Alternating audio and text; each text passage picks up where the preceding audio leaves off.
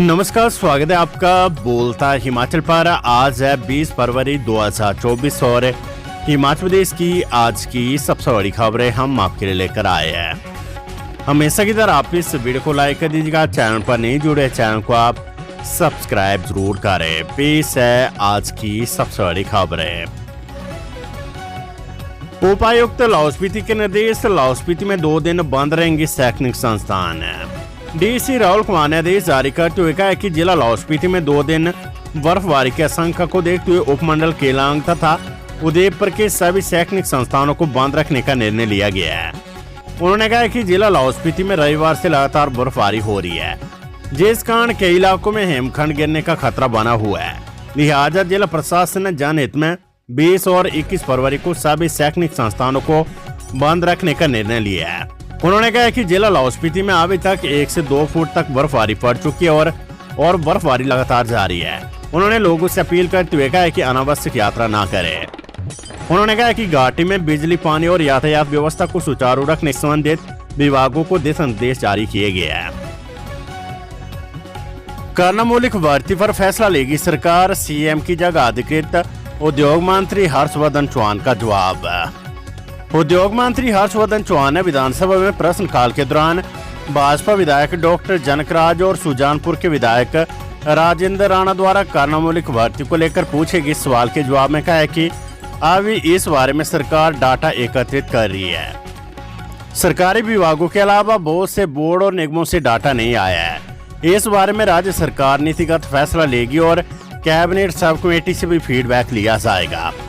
नेता प्रतिपक्ष जयराम ठाकुर ने भी अनुपूरक सवाल पर यह आरोप लगाया कि विपक्ष में रहते हुए करना मौलिक का आश्रितों के साथ स्टेज शेयर करने वाले कांग्रेस के नेता अब जवाब देने से बच रहे हैं और लगातार दूसरे सत्र में जवाब नहीं दिया जा रहा है। इस पर उद्योग मंत्री ने कहा है कि कोशिश की जाएगी कि इस सेशन में करना मौलिक आवेदनों की पूरी सूचना एकत्रित करके दे दी जाए। मिड डे मील के लिए 5 करोड़ 75 लाख जारी, केंद्र ने पीएम पोषण योजना के तहत दी राशि, हर जिला को मिलेगा बजट। हिमाचल प्रदेश को प्रधानमंत्री पोषण स्कीम के तहत केंद्र की ओर से 5 करोड़ 75 लाख रुपए का बजट जारी किया गया है। इसमें कांगड़ा को सबसे ज्यादा करीब 96 लाख रुपए आवंटित किए गए हैं।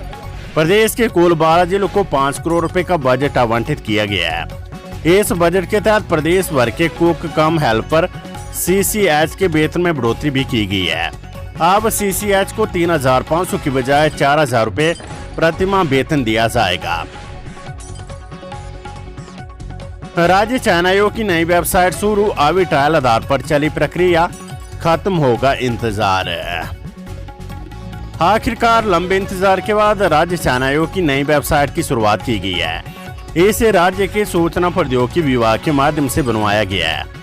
हालांकि अभी ट्रायल चल रहा है और सिक्योरिटी ऑडिट के बाद ही अभ्यर्थियों के लिए इसे ओपन किया जाएगा। राज्य चयन आयोग के नए सिरे से गठन के बाद ये पहली बार है कि वेबसाइट शुरू हुई है। राज्य चयन आयोग में कंप्यूटर बेस्ड टेस्ट की प्रक्रिया को लागू किया जा रहा है, इसलिए वन टाइम रजिस्ट्रेशन के तहत वेबसाइट के जरिए सारे आवेदन लिए जाएंगे, इसलिए इस वेबसाइट का इफेक्टिव होना जरूरी है। दूसरी तरफ राज्य चयन आयोग को कैबिनेट से मंजूर किए गए रूल्स ऑफ बिजनेस का इंतजार है।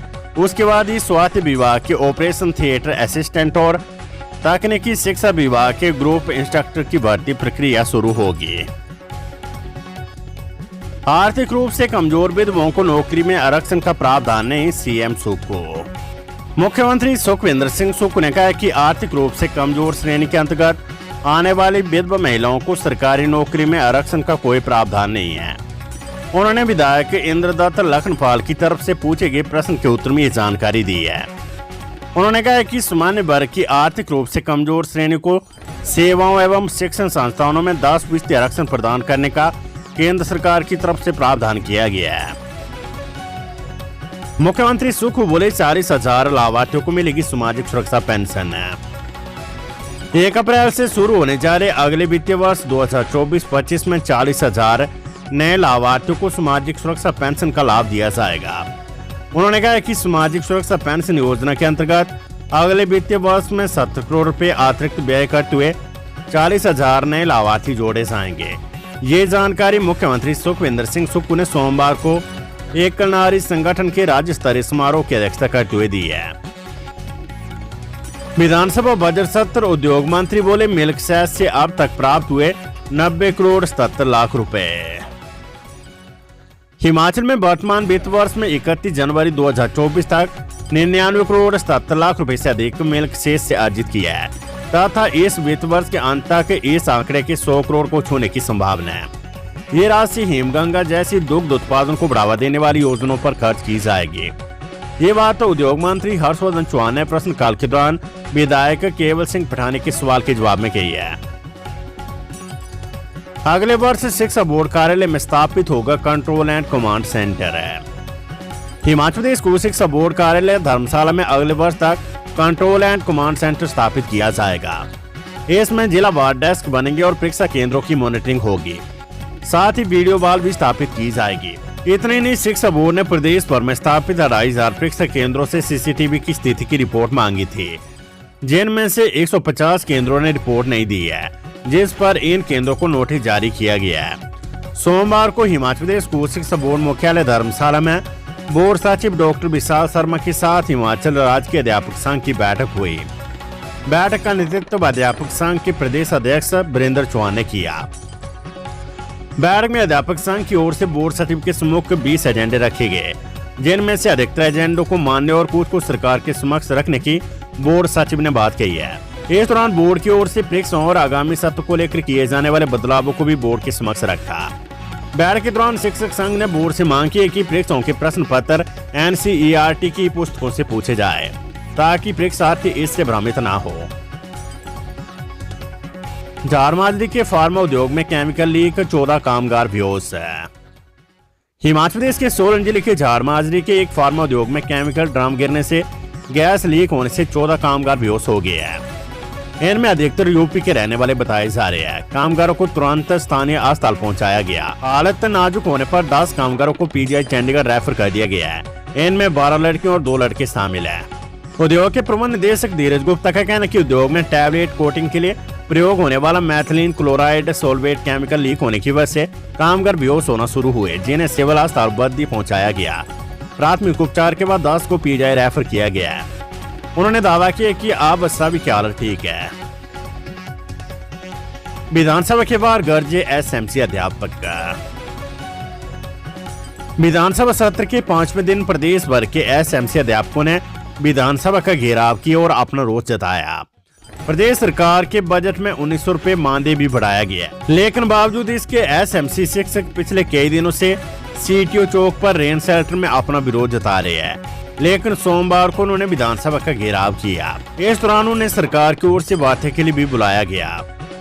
SMC शिक्षक नियमितीकरण की मांग को लेकर 27 जनवरी से निरंतर क्रमिक अनशन पर बैठे हैं और 8 फरवरी से लगातार पेन डाउन स्ट्राइक पर है। SMC शिक्षक संघ के प्रदेश प्रवक्ता निर्मल ठाकुर ने कहा कि विधानसभा के घेराव करने के लिए SMC शिक्षक वादे हो गए हैं। इस दौरान उन्हें सरकार की ओर से वार्ता के लिए बुलाया गया। देर शाम बजट सत्र जारी रहा। पूर्व सरकार का एक और फैसला बदला जाएगा। आयुर्वेद में अब नए नियमों से होगी नियुक्तियां। आयुष मंत्री यादवेंद्र गोमा ने विधानसभा में प्रश्नकाल के दौरान भाजपा विधायक सतपाल सत्ती के सवाल का जवाब देते हुए बड़ा ऐलान किया है। उन्होंने कहा कि आयुर्वेद में डॉक्टरों सहित कुछ वर्गों में नई नियुक्तियां दी जा रही है। ऐसा करने से पहले पूर्व सरकार के फैसले को बदला जाएगा। उन्होंने कहा कि पिछली सरकार ने चुनिंदा जिलों में ही डॉक्टर नियुक्त करने को लेकर कैबिनेट से फैसला करवाया था, लेकिन अब इसे बदलते हुए वैकेंसी नियम बदले जाएंगे और नियुक्तियां हर जिले में होगी। वित्त वर्ष 2024 में कर्मियों के वेतन पर बजट के 14,687 करोड़ होंगे खर्च। अगले वित्त वर्ष 2024-25 के बजट में अकेले कर्मचारियों के वेतन पर ही 14,687 करोड़ रुपए खर्च हो जाएंगे। पेंशन पर 9,961 करोड़ रुपए, ऋण और ब्याज चुकाने में 11,700 करोड़ रुपए चले जाएंगे। सामाजिक सुरक्षा पेंशन पर 1438 करोड़ और रख रखाव पर 2,700 करोड़ रुपए व्यय होंगे। मुख्यमंत्री सुखविंदर सिंह सुक्खू की ओर से पेश किए गए 58,444 करोड़ रुपए के बजट अनुमान पेश किए है। इसके अनुसार दिहाड़ी पर 278.46 करोड़ रुपए, वेतन के लिए ग्रांट इन एड पर 2,280.90 करोड़ और मानदेय पर 577.9 करोड़ रुपए खर्च होंगे। गैर वेतन के लिए ग्रांट इन एड पर 3001.10 करोड़, पूंजीगत परिसंपत्तियों के लिए ग्रांट इन एड पर 758.54 करोड़, ब्याज पर 6255.34 करोड़, कर्ज अदायगी पर 5507.30 करोड़, उपदान पर 1188.62 करोड़, सामाजिक सुरक्षा पेंशन पर 1438.48 करोड़ और ऊर्जा शुल्क पर 507.23 करोड़ रुपए खर्च होंगे। हिमाचल में भारी बर्फबारी, शिमला धर्मशाला में अंधड़, लाहौल में बर्फीला तूफान। हिमाचल प्रदेश में रेड अलर्ट के बीच सोमवार को उच्च पर्वतीय क्षेत्रों में भारी बर्फबारी हुई है। आटाटन और रोहतांग और जलोड़ी दर्रा में बर्फबारी से आवाजाही ठप हो गई है।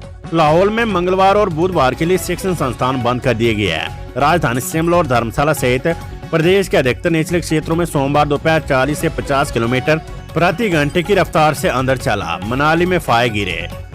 बर्फबारी से नेहरूकुंड में ट्रैफिक जाम रहा। कांगड़ा जिले में धौलाधार की पहाड़ियों पर भी बर्फबारी हुई है। चंबा, कुल्लू और शिमला जिले में कई जगह बारिश भी हुई है। सेब के लिए बर्फबारी और गेहूं के लिए बारिश को अच्छा माना जा रहा है। टमाटर व शिमला मिर्च की बिजाई का भी समय अब हो गया है। जनजातीय क्षेत्र पांगी की 42 सड़कों समेत जिले के कुल 44 मार्गों पर बर्फबारी और बारिश से वाहनों के पेय जाम हो चुके हैं। वहीं जिले के 300 गांवों में बिजली ठप है। उधर लाहौल स्पीति जिले की कोमिक हिक्किम सड़क पर फंसे 3 पर्यटकों को पुलिस ने रेस्क्यू कर कोमिक गांव पहुंचाया। सभी अब होम स्टे में रह रहे हैं।